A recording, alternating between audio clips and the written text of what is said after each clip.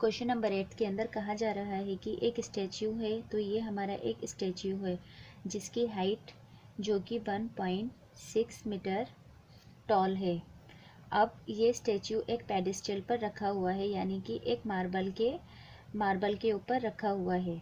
अब ग्राउंड के ऊपर कोई पॉइंट है। अब ग्राउंड के इस पॉइंट से यानी कि नीचे की साइड से स्टैच्यू के इस टॉप को देखने पर एंगल ऑफ एलिवेशन जो बन रहा है हमारा 60 डिग्री का बन रहा है, यानी कि ये हमारा एंगल ऑफ एलिवेशन 60 डिग्री बन रहा है। अब इसी ग्राउंड से इसी पॉइंट से इस पेडेस्टल के टॉप को देखने पर एंगल ऑफ एलिवेशन जो बन रहा है हमारा 45 का बन रहा है, यानी कि बड़ा वाला एंगल है 60 डिग्री का और छोटा एंगल ऑफ एलिवेशन है हमारा 45 डिग्री का। तो यहाँ पर हमें फाइंड करनी है इस पेडेस्टल की हाइट को, यानी कि इस पेडेस्टल की हाइट फाइंड करनी है।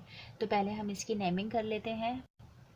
तो ये है हमारा ए, बी और सी पॉइंट और ये है हमारा डी पॉइंट। अब यहाँ पर हम क्या देखते हैं कि छोटे वाले ट्रायंगल की कोई भी हमारी साइड नहीं है, ना कि हमारी डी बी है और ना ही हमारी बी सी है। तो हम यहाँ पर क्या करेंगे कि इस बी डी को अपना एक्स लेट करेंगे और बी सी को यहाँ पर हम अपना वाई लेट करेंगे। ऐसा हम इसलिए करेंगे ताकि हम अपने इसके थ्रू हम अपने बड़े वाले ट्रायंगल की भी साइड्स को फाइंड कर पाएंगे। हम सबसे पहले छोटे ट्रायंगल में आएंगे, यानी कि ट्रायंगल डी बी सी। अब यहाँ पर हमारे छोटा ट्रायंगल है 40 और थीटा के सामने वाला क्या होता है हमारा परपेंडिकुलर, तो ये हो गया हमारा परपेंडिकुलर। अब यहाँ पर हम इसकी हाइपोटेन्यूज नहीं निकालेंगे क्योंकि दोनों की हाइपोटेन्यूज अलग अलग हैं। तो यहाँ पर हम इसका सेम बेस है तो यहाँ पर बेस का यूज़ करेंगे। तो पी अपॉन में बी हमारा किसका फॉर्मूला होता है टेन थीटा का, तो टेन थीटा अपॉन के अंदर पी अपॉन के अंदर बी। तो परपेंडिकुलर अभी हमने क्या लेट किया था यहाँ पर अपना x और बेस क्या लेट किया था यहाँ हमने अपना y। तो यहाँ पर टेन थीटा की जगह पर हम क्या लिख देंगे 45। तो यहाँ आ गया हमारा 45 इज इक्वल एक्स अपॉन के अंदर y। 45 की वैल्यू क्या होती है ट्रिग्नोमेट्रिक रेशियो टेबल के अंदर x1, ये हो गई हमारी x अपॉन के अंदर y हमारा इधर चला गया तो ये क्या हो गया हमारा y इज इक्वल्स x। तो ये क्या होगी हमारी इक्वेशन फर्स्ट। अब हम आएंगे अपने ट्रायंगल ए बी सी के अंदर। तो यहाँ पर भी हम अपना थीटा क्या है हमारा 60 और 60 के सामने वाला है परपेंडिकुलर, दोनों का ही सेम बेस है तो p अपॉन के अंदर b हो जाएगा। ये भी हमारा p अपॉन में b, क्योंकि परपेंडिकुलर और बेस का ही यूज़ करना है इसलिए हम यहाँ पर हाइपोटेन्यूज नहीं लिख रहे हैं।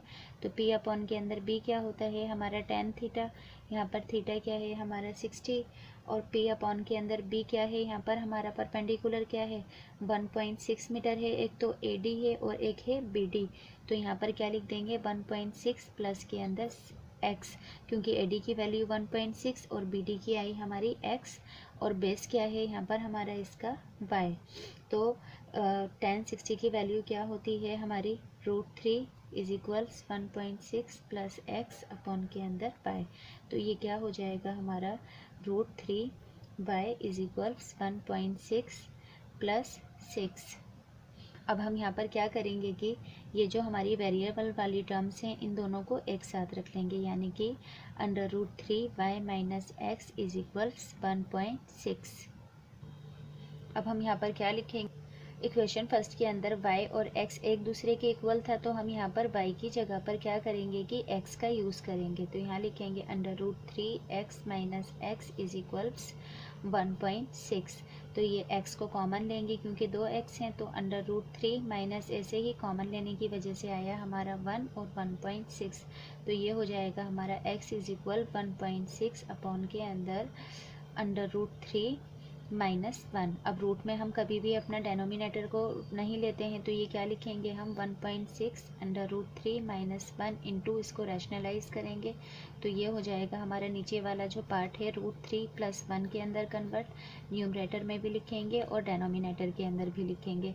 तो ये क्या आएगा हमारा 1.6 इंटू होकर ये होगा √3 प्लस के अंदर 1 अपॉन के अंदर। अब यहाँ पर हमारा फॉर्मूला बन रहा है a माइनस बी और a प्लस बी क्या होता है हमारा a² माइनस b²। तो यहाँ पर हम लिखेंगे 1 का स्क्वायर माइनस √3 का स्क्वायर।